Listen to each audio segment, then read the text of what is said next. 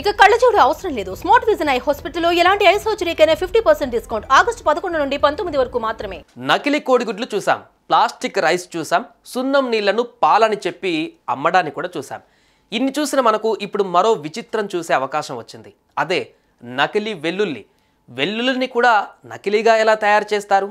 అది భూమిలో పెరిగి వస్తుంది కదా, దాన్ని కూడా నకిలీ చేయొచ్చా అని అనుకుంటున్నారా? అయితే ఈ వీడియో మీరు చూడాల్సిందే.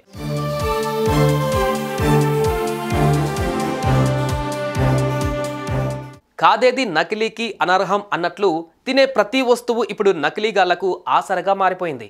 ఇప్పటికే లేనిపోని రోగాలు వస్తుంటే ఈ నకిలీగాన్లు ప్రజల ఆరోగ్యంతో ఆటలాడుకుంటున్నారు.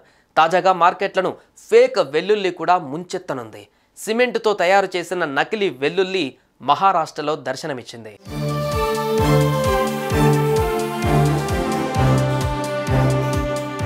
అకోలాలోని బజోరియా నగర్లో నివాసం ఉంటున్న పోలీస్ డిపార్ట్మెంట్ రిటైర్డ్ అధికారి సుభాష్ పాటిల్ భార్య ఇంటి ముందుకు ఓ వెల్లుల్లి వ్యాపారి వచ్చాడు. అతన్ని ఆపిన ఆమె వెల్లుల్లిని కొనింది. ఇవ్వాల్సిన డబ్బులు ఇచ్చి వెల్లుల్లితో ఇంట్లోకి వెళ్ళింది. ఇంతలోనే వాటిని వలవడం మొదలుపెట్టింది. కానీ అవి గట్టిగా అనిపించాయి. దీంతో కత్తితో కట్ చేయడానికి ప్రయత్నించింది. అయినా కట్టవలేదు. పరీక్షించి చూస్తే అవి నకిలీ వెల్లుల్లి అని అర్థమైంది. అందులో ఉన్నదంతా సిమెంట్ అని తెలిసి షాక్ అయింది.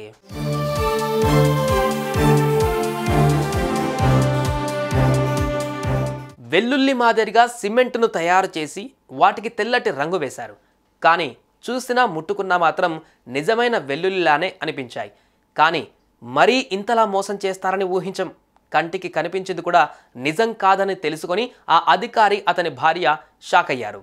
ఎవరు ఇలాంటి మోసాలకు బలవ్వకూడదు అంటూ వీడియోను ట్వీట్ చేశారు.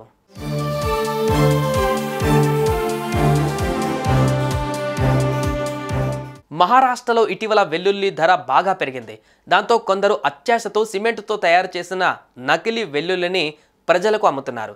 దీన్నే క్యాష్ చేసుకుని ఓ 5 రూపాయలకు తక్కువ అమ్ముతున్నాం అని ప్రజలను బురిడి కొట్టిస్తున్నారు. ఇది కాస్త మిగతా రాష్ట్రాలకు కూడా పాకే ముందే కాస్త జాగ్రత్త పడండి.